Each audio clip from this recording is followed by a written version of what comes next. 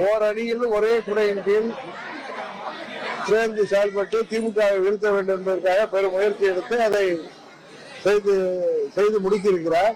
இன்னும் பிற கட்சிகள் யாரெல்லாம் திமுக ஆட்சியிலிருந்து நீக்கப்பட வேண்டும் என்று திமுகவின் இந்த மக்கள் விரோத ஆட்சிக்கு எதிராக செயல்படுகின்ற கட்சிகள் எங்கள் கூட்டணிக்கு வருவதன் மூலம் திமுகவை எதிர்க்கின்ற வாக்குகள் சிதறாமல் மாபெரும் வெற்றி பெற முடியும் என்பதுதான் எனது கோரிக்கை.